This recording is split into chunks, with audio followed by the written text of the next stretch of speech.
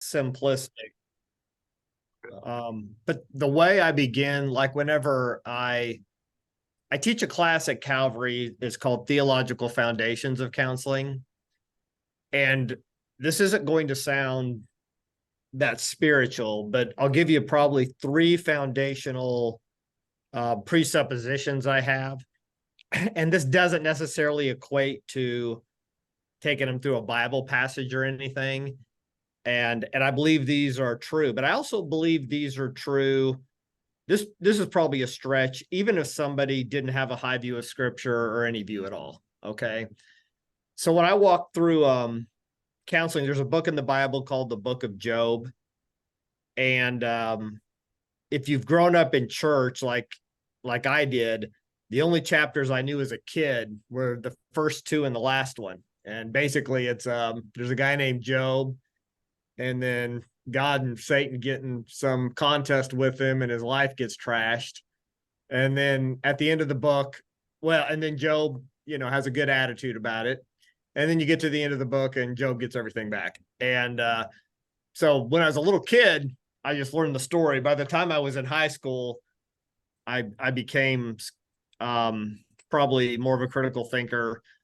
And I love the Bible and I'm a Christian, so I don't want to lead you down the wrong path with what I think. But I thought, I don't know who the hero of the story is, because it seems like, both God and Satan are both, messing his life up. But what I didn't realize at that time was the main point of the book was this huge dialogue that goes through the entire book, where his friends show up. And at first, there's really good counseling principles there. They sit with him, they allow him to grieve and all those things. But then it goes really bad because they start talking.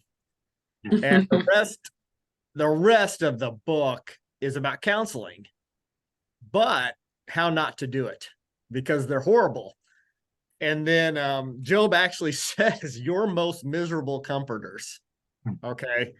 And then at the end of the book, God shows up and says, "Everything you said is not true concerning Job." So it's almost like a counseling book on just do the opposite of these guys. All right.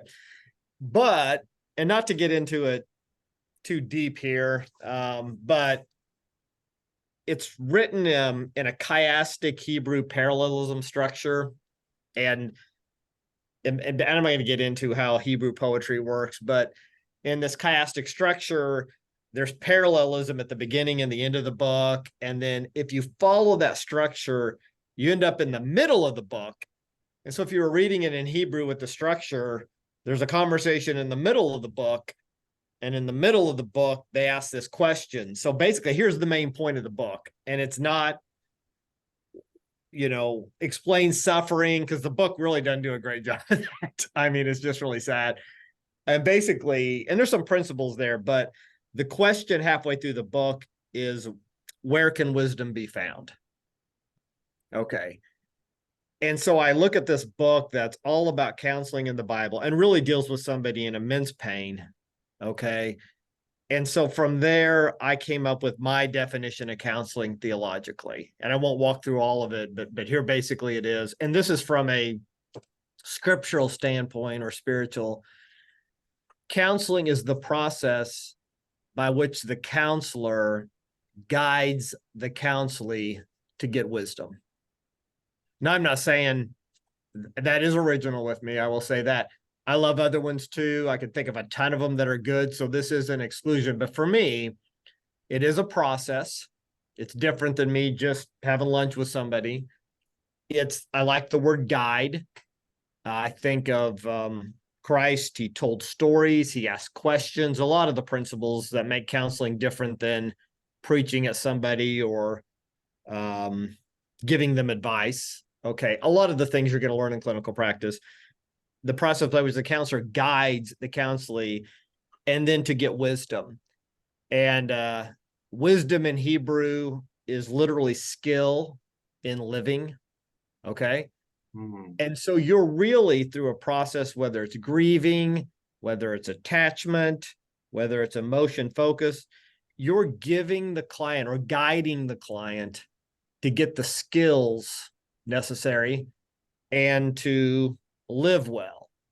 Now, this is where it'll be the nerdy part of theology. There's a theologian called Van Hooser that I love, and he says this: what does living well look like? Live well with others before God. And so when you think of counseling, wow, when do people finally come in? A relationship's not working, and it could be working the relationship with themselves. And so the first thing is, that's my definition. So what if somebody doesn't, even believe in God, which is common, especially in our counseling center. We have a lot of people come in and they don't want a overtly faith-based approach. I know this. I'm still trying to give them skills to live well with others before God, and then how the Holy Spirit works in their life or the journey they're on. I'm going to trust God to do that. That's not, my job to overtly do that. So that's one big foundation I have. The other one is more technical, and I'll go through this quickly so we can open it up, because I didn't jump on it here to preach to you, but it has to do with the Imago Dei, that what differentiates me from my dogs that I love and my new puppy is that I'm created in the image of God. And there's a lot of theological opinions and teaching and discussions on that. And I don't think it's one thing. I think it's a lot. But I do know this. There's an aspect of the relationship of God, the image of God, that's highly relational. And so I would say this: we are created to be highly relational beings. Our species is that. And this gets into something called I thou, that I truly won't understand myself, just introspective in myself. I need to understand it through other people. And in my tradition of faith, it's going to be a relationship with God. Now you say, am I going to go through all that with the client? Never have in my life. But I do know this: they are created to be highly relational in a healthy way. Okay. So then the last big block I'll give you is then what's the ultimate goal? To look like God. And I really believe my meta narrative of scripture, theology, and everything is that God is love. And I'm not saying he's not a lot of other things. I'm not saying he's not holy and glorious and all of those things. But when they asked Jesus to summarize the Old Testament, he said, I'll give you two commands: love God, love your neighbor. That's in the synoptic gospels. When you get to the Gospel of John, he says it's a new command: love like I've loved you. Romans, love without hypocrisy. Corinthians, now abideth three things: faith, hope, and love. The greatest of these is love. Galatians, the fulfillment of the law is love your neighbor. If you get out of Pauline epistles into Peter's epistle, he says, add to your faith virtue, knowledge. At the end, it's love. And at the end of the book, the end of the New Testament, not Revelation, but John, the apostle, he writes 1st, 2nd, 3rd John. And then he says, beloved, let us love one another, for love is of God, and everyone that loveth is born of God and knoweth God. He that loveth not knoweth not God, for God is love. And so things like holiness, our life getting messed up, people being problems, grieving, in the end, God wants us to make us into great lovers of himself and community. So like if I'm teaching kids, the Bible, and like you come to like an idea of sin, if I were to ask, I'd teach second graders, and if I'd ask them what's a sin, they say breaking a rule. And then, if they grow up just think of that, it's like, so God just made a bunch of rules up one day and he gets mad at you and you die. And that's not the meta narrative. The meta narrative is, even a second grader can understand: if I steal from you, I'm not loving you. If I lie to you, I'm not loving you. And so what do I want the counselee to become? Even if they and this is never going to be their presenting problem. No one ever came into my office, help me become conformed to the image of God. That I know that. But usually I think the road always leads to, can they love themselves better? Can they love their kids better? Can they love humans better? Can they do well at that? And so those are the three things I think. Now, granted, I promise you, when I teach theology, I teach this for a construct. I've never had that conversation, but in the back of my mind, I want them to be wise and skillful in living with others before God. I want them to become more like Jesus. And then in the end, what does that mean? I want them to love. So all of a sudden, well, do you want them to be more merciful and more forgiving? Yes, but I think all those things fit under the umbrella of love. So Doug, that was me pontificating. That's But, good. but if you're talking about theology, that's it. And that never requires me to open a Bible, or I'm not saying I don't do that at times, depending on the client, but that's what I'm thinking in the back of my mind. Yeah, that's good. So I love it. But, when you can take something so complex and just break it down into something so simple and basic, And I was thinking as you were talking about it, and I posted something this week on Facebook about this. It's like where Jesus showed emotions, right? And I think we show emotions out of love, right? We could be showing anger and all that out of love, because I think, when we're angry about something, we're protesting something because we want to be closer to somebody. So we're protesting So I would that. say, in fact, I taught at a Burmese church in Kansas City, Kansas. It was through a translator, of course, last Sunday. And here's the illustration I used, because it's to that point. And this is why I think it's the meta narrative. I try to think of the things that upset me the most. Okay. And I don't know, school shootings are, that at the top, that messes with me in many ways emotionally. And I hate that. And I actually can be overcome with unbelievable, and this isn't good, this isn't Christian, by the way, but unbelievable ways in which I want the people who do that to have a horrible fate. You know what I mean? Yeah. But if you ask me, why do I hate that so much? You know, and I think there's something about, we love children Yeah, and we love the innocent. absolutely. And it's because we love these things so much that there's some things we hate. And so I always say, and whatever you think about heaven or God's kingdom one day, I don't think anyone has an idea of that thinks there'll still be school shootings.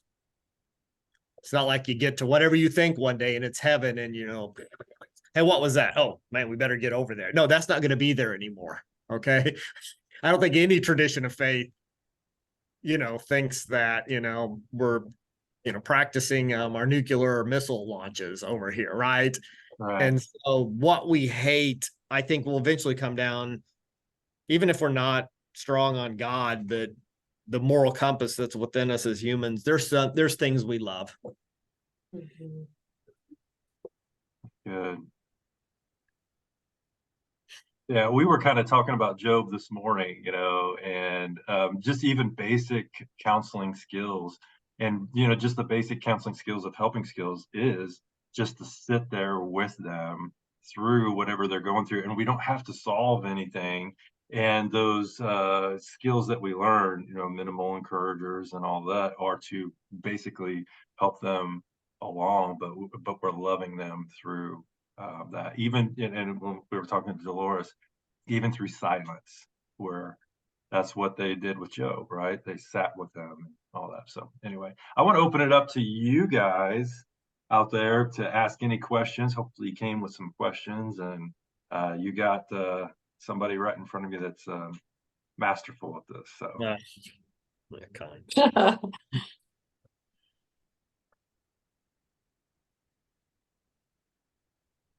Okay, I've got a question. Yeah.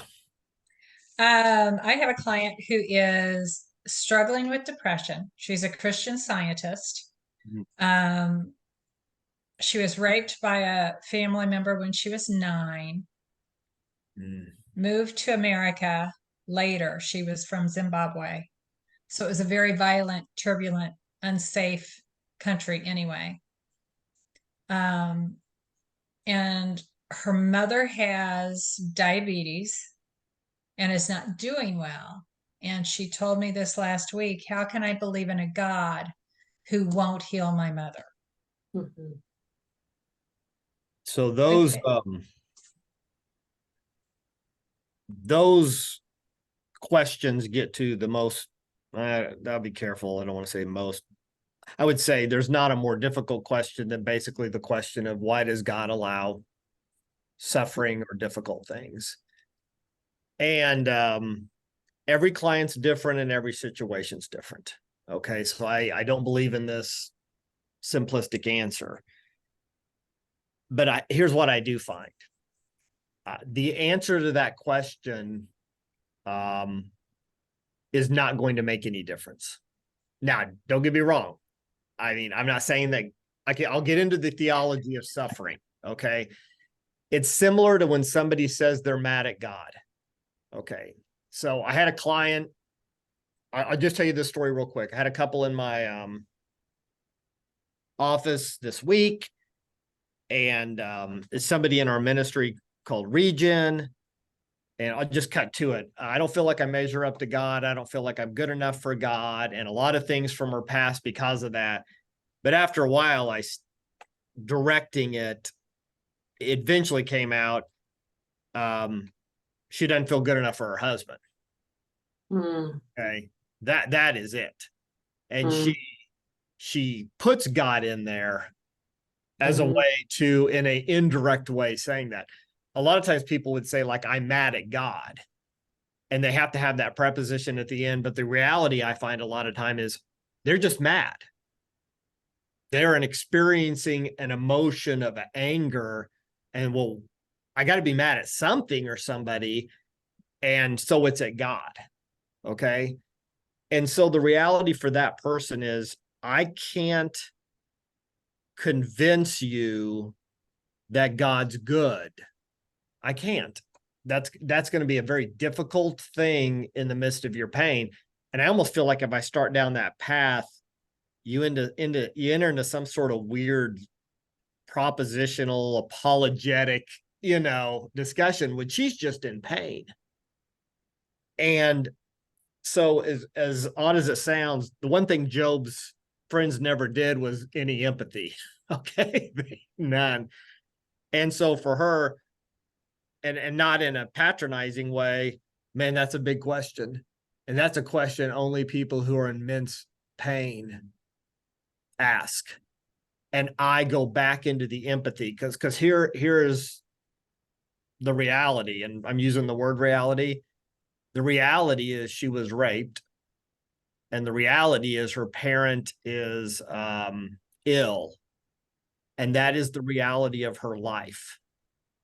And so, and Henry Cloud, who wrote Boundaries, used to say this: integrity, by definition, is how to meet the demands of reality.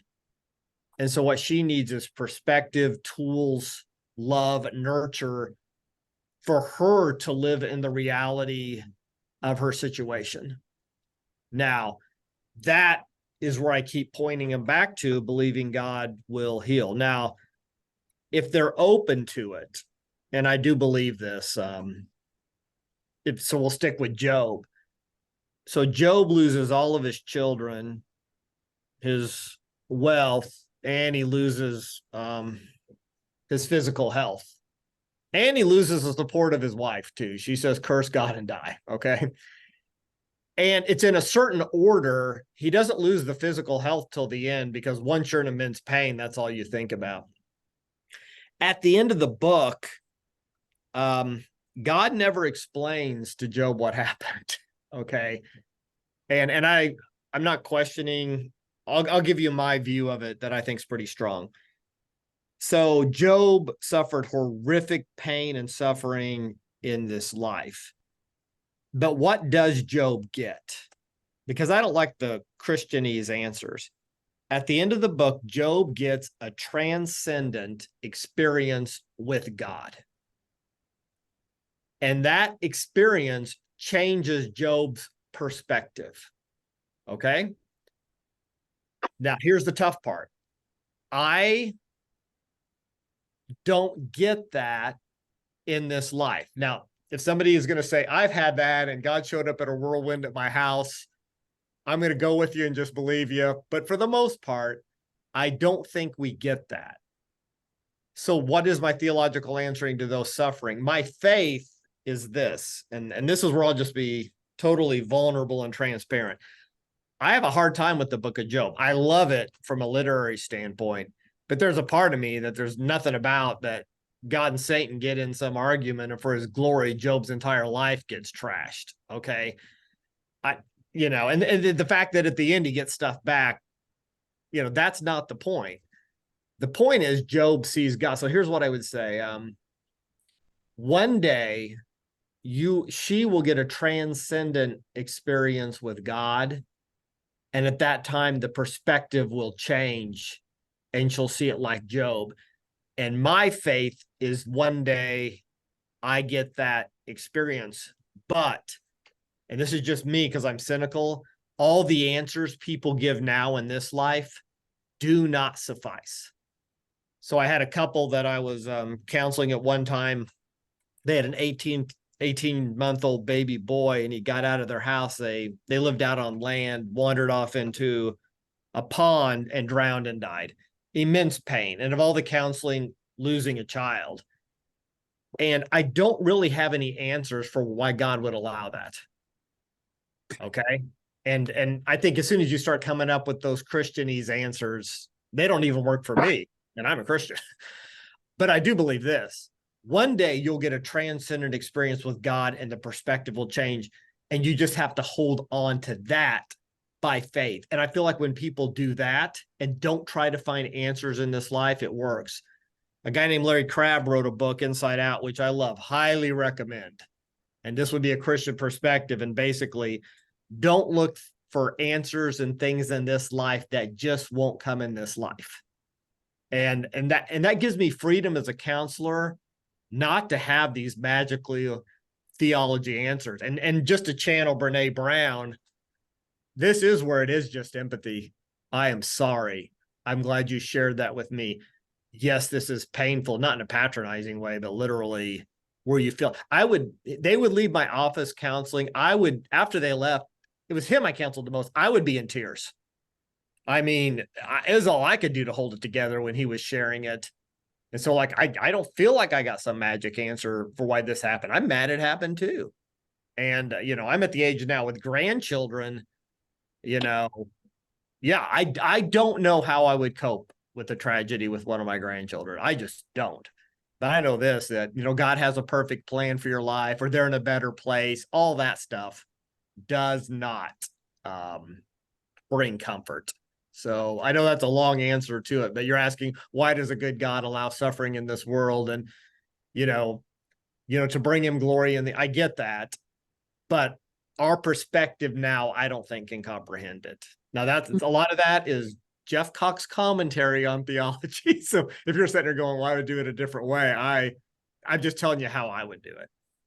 No, I get it. That makes total sense. And when you said something about standing firm, it just brought Ephesians 6:10-18 to my mind, where it's about the spiritual warfare that we're in. And sometimes we do have to just stand firm in our faith. And but our faith is, I don't have all the answers now. Right. And I will say this, we're finite beings, limited intellect. And I think these are the meta narrative questions that, from my perspective, how would it ever make sense? Now, there's some stories in the Bible, Joseph at the end of Genesis, his brothers betrayed him, throw him in a pit, sell him to slavery, falsely accused. You know what I'm saying? That, well, then right at the end, it all turns out well. Yeah. But the reality is, I find they become unhealthy. Like if my couple, to grieve the loss of their son that I dealt with, we're going to start a foundation for whatever, parents that are grieving. I do think those are good things that come out of it.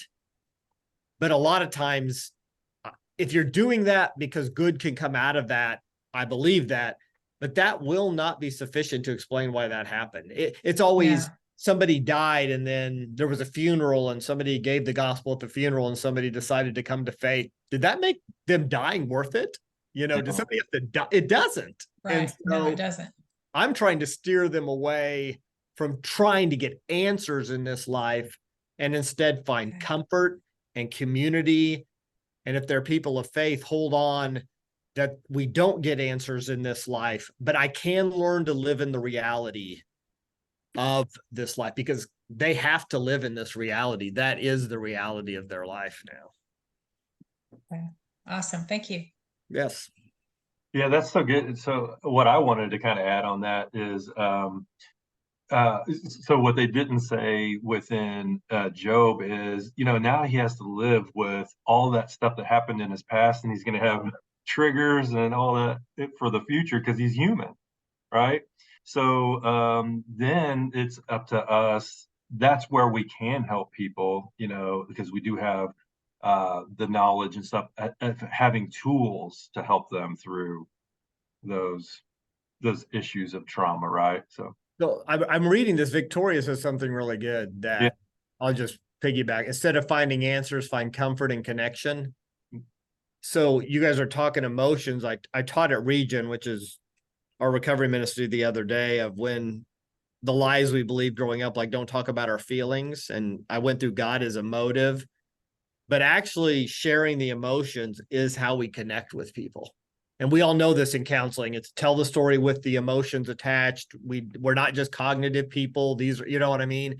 So yeah, I agree with Victoria 100%. Can they find connection again and leading them to that? Yeah, that's a great point.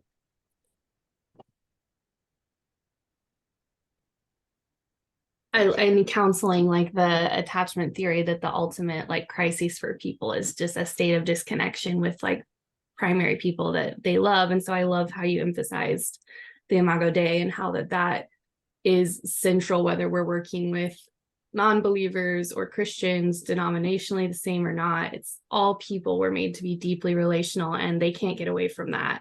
So I love how you're entering in with empathy, regardless of their belief state, and just being able to feel fully empowered to embody Christ just by loving them and being present with them, even if you're not doing apologetics. I think that's like really beautiful and really helpful and encouraging to hear from someone in pastoral care. And so, and also great to meet you.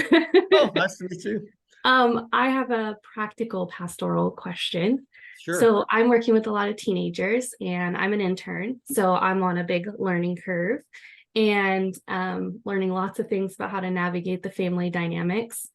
How do you navigate if you're working with parents and kiddos where the kiddo is kind of pushing back and rebelling against structure and rules, and primarily like in a faith setting, like they're struggling with like embracing God and all of that, and the parents, mean well and are trying their best, but are being too pushy and a little bit controlling with it? How do you encourage the parents to have permission to like sit back and let the process play out while also providing some healthy, appropriate structure, if that is not too general? No, that's a great question. Are we talking teenagers?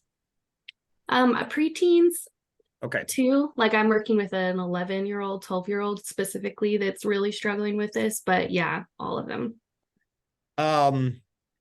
Okay, so I'll tell you a story quick because this resonates with me. So I grew up in church.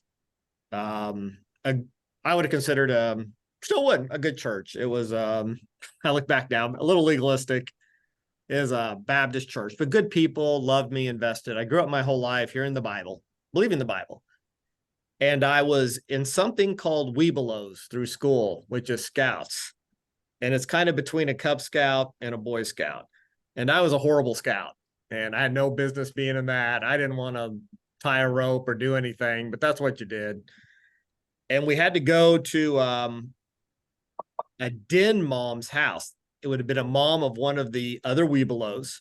And you go to their house, and I think you worked on stuff. And I remember she had this orange punch I liked and all this, but her son was named John Fortner, and he was really smart. He had been one of the smartest kids in the class. And his dad was a Presbyterian minister. And that was a mainline denomination that was more, not quite the same view of scripture that I had. But I remember, and this is true, I've got to be probably 11. I got to be fifth grade. Okay. And we ended up discussing theology. Don't ask me how 2 11-year-old boys did. But I'm talking about it, and somehow the Bible comes up. And I'll tell you how I know that I remember this correctly. And he said to me, well, you know, those are just letters and stories. He says that to me at 11. And then he quotes, not verbatim, but a passage from Timothy. It's 2 Timothy. It's Paul's swan song, the Apostle Paul, and he knows he's going to die. And he asked Timothy to bring him a parchment, books to read, and a cloak and something like that. And I remember John Fortner saying to me, I'm 11 years old, that doesn't sound like God. That sounds just like a guy who wrote a letter. And I remember at 11 years old, that was my first crisis of faith. And I said, you're right. Now, I never told anyone. But in my head, I was like, I just grew up, I don't know how I thought we got the Bible, you know, like angels just miraculously came down. But that was the first time I had to realize that a man wrote it. And I believe it's inspired and all that. But here's my point. So I started dealing with that. And so, and I'm going to be 57, and I still think that way. I mean, my mind still thinks that way, and I have faith. But here's what I say to the kid and the parent.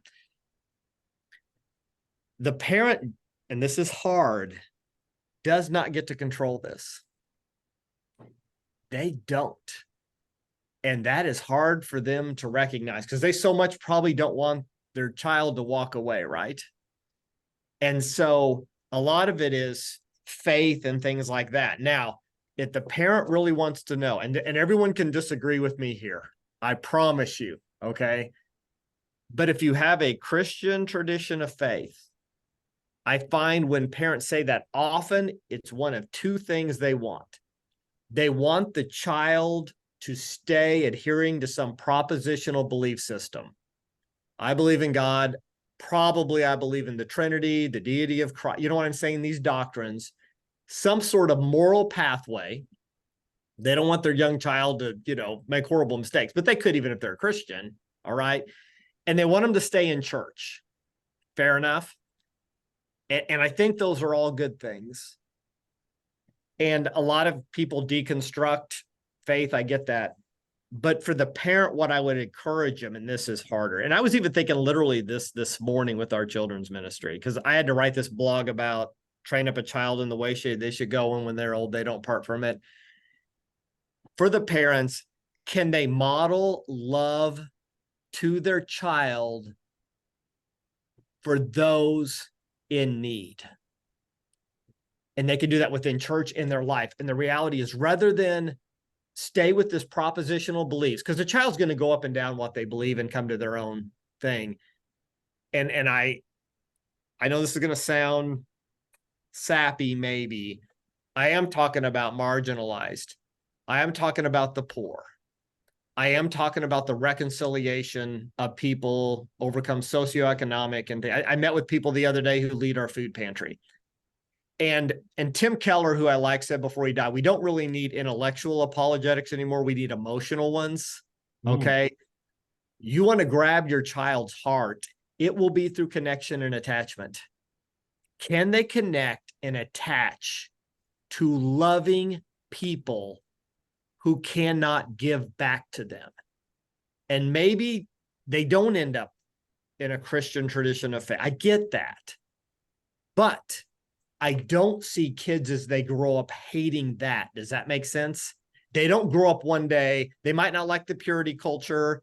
They might want to be able to vape, or they might literally, I remember at 11 thinking, am I just told all these stories to explain things to me and what makes my religion better? I remember having those thoughts pre-middle school. And obviously I ended up answering those, and I feel like God did that. But what my tradition of faith didn't provide that would have helped was the attachment to love others. And so the comparison, I know you're struggling with this, but their imago Dei is in the kid, even though they're struggling with that. Can we still serve and love these people? And can that be the obsession as they weather the storm? Also the basic things, and I know this is hard for parents to do, they can't fix this. It's not going to be an intellectual debate. Please don't go grab the kid's youth pastor and ask them to convince the kid that there's a God. You know what I'm saying? I just, what to win them over is the relationships in their life. Here's a hard one too for the parent at that age. I don't give a lot of answers here. The influence of the parents is waning. It's decreasing now. And I'm not saying they don't have a place. I'm never going to say that out loud. but my granddaughter's 11 years old and I can see it. We're grandparents. We're going to have them this weekend and everything, but being with her friends is what she's entering into. And that is normal. Now, I hate that. I wish she wouldn't care about her friends and just care about her grandparents for another 6 years. But the reality is that's what's happening. And so you tell the parents, be patient, love, but the hardest thing is controlling. And I have a joke. This is kind of a bad joke, but you always have parents who always get together and talk about their prodigal kids. And they've actually wanted to do support groups before. And we always have a joke. The name of the support group for all those parents would be My Will Be Done. Now, I know that's kind of a slam. Okay. But literally, it's like, I want my child to walk through the understanding and expression of their faith exactly like I did and end up going to my church. And you know what I'm saying? And, you know, it just doesn't work that way. And with the child, the kid, I'm just going to continue to ask questions. This is a safe place to ask questions. That is a great question. Like the question I gave to Jana about Job is basically, you know what? God doesn't give an answer. That frustrates me too. I can remember not liking the story of Abraham and Isaac in the Bible. I'm 57. I still don't like the story. I get the typology. I get the point. I can understand it somewhat. I don't like the story of God asking a guy to sacrifice his son. And so I think sometimes kids just want to hear that we wrestle with it too, instead of it's all tied up in a bow, you know, neatly. And I want to say this, after this is over, I do believe the Bible. I do love Jesus. I have come to terms with this, but I like the idea of allowing people who are really critically thinking like that, the space to wrestle with it, trusting God and the Holy Spirit to work in their lives. So I don't want you to leave here thinking, man, does that guy really believe? I do believe all this. I'm trying to give you how I do it in counseling. So. Yeah, that's really helpful. I'm kind of gathering like the most important thing is that parents are embodying Christ's love by like giving to other people. And I could do some more psychoeducation with the parents about the power of modeling. I know like learning about like addictions models that one of the reasons that 12-step programs are so powerful is because of the way our brain mirrors other people's behavior. So just the modeling of seeing someone else walk out sobriety like helps us reshape the way that we function on the inside. So I love the idea of encouraging parents. The most important thing you need to do is model love. And I like your note about sharing that they wrestle with faith questions too. I think when kids think that you're super certain and they have a doubt, then they start to put themselves in a different camp rather than going, this is normal. So I wrote down like teaching them those critical think, like model love. Here's some specific ways you can do it, and then teach them how to think critically and trust the Holy Spirit with the rest. But then what you said about friends, I think is like so important, because I heard somewhere that like I was reading that like parents should be intentional about what friends they spend time with. And I think normally that comes off as parents like really micromanaging that. But I wrote down like spend time with your kids and their friends, hang out with them, instigate discussions, get involved in what they're talking about in a non-judgmental way, and like allow for that to model love too. So I just like the modeling of love. I think that really stands out a lot to me. So that's helpful. You brought up something that's really good too. Not so much at that age, but by the time they're middle school, actually 14, 15, you might not like their friend, but you can still be careful, but if you don't love their friend, you will create the war. And they're the worst, person in the world for their kid. I'll give you, and I used to be a student pastor for years. With parents, I always tell this. Your child is their best friend. They're not hanging around with them because they're who you think they are. If you want to get in a window of who they are, it's their community. And you love their community. And I'll say this, when the modeling, I'll just reemphasize it. And I grew up in a very traditional, conservative church environment. I think what parents want to model for their kids is often, I go to church and we do these moral things. And I don't think that's what grabs their heart. Because I would have grown up at my church. We did not minister to the poor. We did not talk about any sort of racial reconciliation. We did not talk about the marginalized. We talked about getting people saved and then we're good moral people. And that is not the entirety of Christianity. And so, I mean, sometimes the parent has to be really introspective. What do I value that I'm modeling? You know what I mean? Like they have these horrible friends, right? How can you love them? How can you know what I'm saying? And I think it'll stretch the parents at times too. So yeah, I really appreciate your comments and sharing as well, Jeff. And as you were talking about Job and the emotion piece to it, I was struck by and just put together. I mean, right now, the fact that when you look at the Old Testament, you had only a few handful of people who had a deep love for God, you know. But when God was trying to amp up his revelation, and that he did through Jesus Christ, and when you look at Christ on the cross, it was almost like God expressing all of his primary emotions to the whole world. That's good.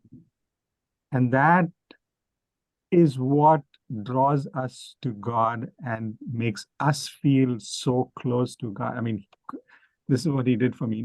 He didn't just die for me. He experienced so much pain, and he put that up on a pole to show his pain for everybody, including me, for the whole world. That's transformative. And I had not actually put together, an attachment theory and Christ's work on the cross. Till you shared about Job. I tell you, and this isn't you can tell I teach a lot of theology, but I'm not an apologetics guy. Okay. And the reason is oftentimes while I'm listening to apologetics, I'm thinking about the argument why that doesn't work. But I'll say this. What really differentiates Christianity, God became a man. Yes. Okay. And the writer of Hebrews, the author said, we don't have a high priest who cannot be touched with the feeling of our infirmities. Okay. In the book of Daniel, Nebuchadnezzar's having these dreams, and he asked the astrologers, actually Chaldeans at the time, to come interpret the dreams. They say something very interesting. They say, you asked something too hard, because they said, you ask us to know what the gods whose dwelling is not with flesh believe. And literally, that's, even Christians, to be honest, that's what most people think of God. I believe in him, he's there, but he's way out there somewhere. Disconnected from my pain, disconnected from my life. And what makes Christianity so weird is, and I know this is really probably extreme, but he could have just been born as a baby in a manger and they could have sacrificed him and shed his blood for atonement. Okay. And then he could have come back to life as a 6-month-old. Okay. And here's the deal. You say, well, why did he live for 33 and a half years among us as one of us? It is attachment. It is community. It was relational. It was to love us and model that and teach us that. I mean, some of the harder questions is not why did Jesus die? Why did he live? And we lived a perfect life to atone for our sin. And I totally believe that. But he spent a lot of time going through a lot of stuff with a lot of people that he didn't have to do for the atonement. And so back to the parent question, can you mirror that for the child? And I actually believe that's the best part of living a Christian life, is highly relational things for caring for other people. And I'll go back in. And I might believe that through Christ, we're fully restored to the image of God, but absolutely everyone, even if it's diminished, is in the image of God. They are still in the image of God. So, yeah.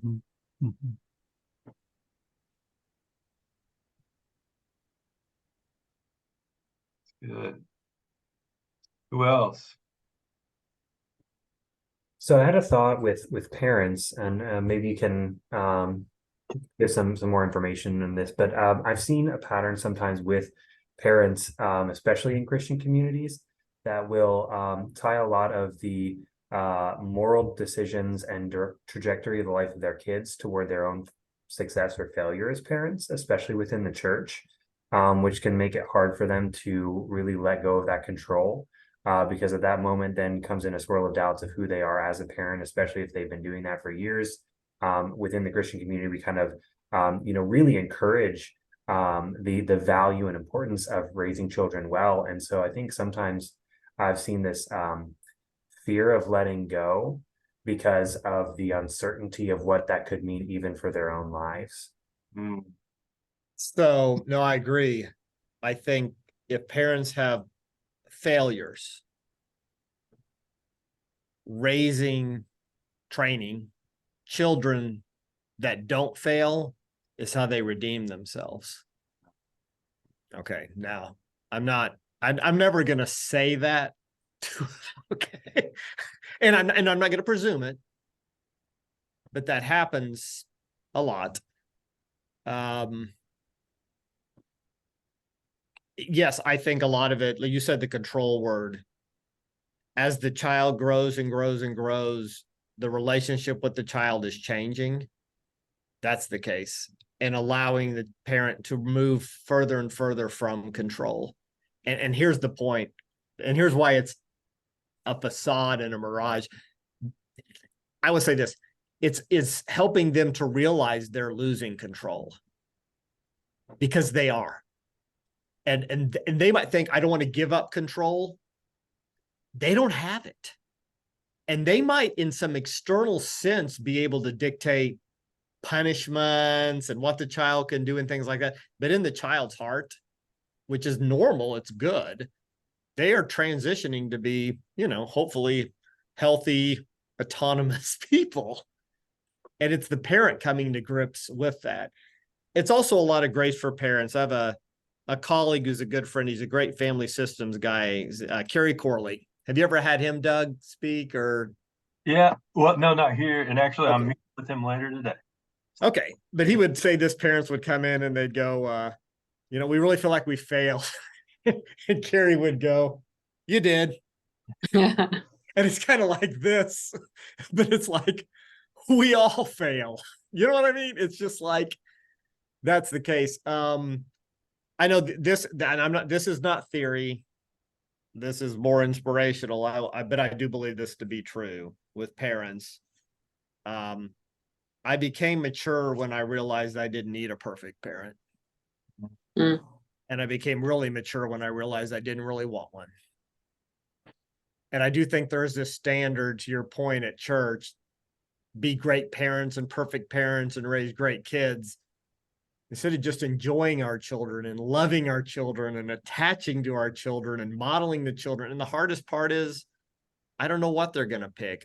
My grandchildren right now, I have 4. I do pray they love Jesus, but they get to choose what they want to do. And even, well, you need to accept it, because that's the reality. And I will do everything I can to be, an example, because I love them. But, and I will say this to your point again, I agree with you 100%. I taught this family conference thing the other day, and I stole this from somebody else, but I said this: if you're a parent who's a Christian and you're at this conference and you're intentional about learning how to shepherd your children, and it was like a beautiful Saturday morning, they could have been somewhere else, and you're asking questions about that, chances are you're overprotective.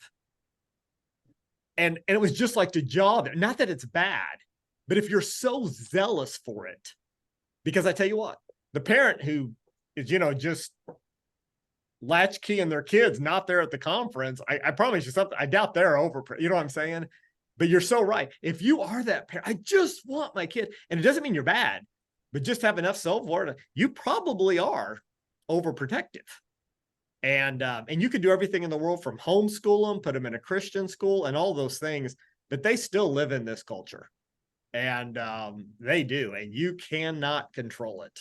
So now I would say that to a parent, because sometimes I feel like, well, I'm not over controlling and I'm not, but every time they're in a conversation with them, it's like, how can I control my child? And you're like, you can't. Yeah. Yeah. All right, Doug, I gotta go off to another meeting. I want to say this. Our appreciation for you is huge. Of all the things I do, to be able to take the love of Christ and the principles of the Bible and meet people. You meet people. No one comes into counseling just as a check-in because everything's great. Yeah. You meet with them when things aren't working, the problems of their life, despair, pain, all of those things. And so the fact that you choose to do that's huge. And we're honored that you partner with us at Abundant Life Counseling Center. We exist to serve you and train you. We have a counseling center at Abundant Life, not primarily to provide counseling for people. We want to do that. We do it primarily to train counselors who will multiply this. And even if you don't do it vocationally, for the rest of your life, you'll be that person. So I'm encouraged that you do that, and we learn as much from you, for sure. So even today, I'm going to steal a lot of this stuff myself, and Yeah. So I want to piggyback on that just real quick before you go. It's so people ask me who's the most important person that walks through the door of our counseling center, and they expect me to say the client, but I say it's the counselor that is the most important person, because if we get you to where you want to be and need to be, guess who's being taken care of? It's the person who walks through the door. So I do appreciate everybody that I work with immensely. So thanks for being here, Jeff. I mean, I'm always available too. Always glad to come in. But if any of you want to talk to me, this is what we do. People always say, "Well, I don't want to bother you." This is what we do. This is never a bother. Now, if you ask me about how to fix a car or your finances, I'm not going to be any help. But if it's this is what we do. Okay. Yeah. Thank you, Jeff. Yeah. See you later. Thank you so much.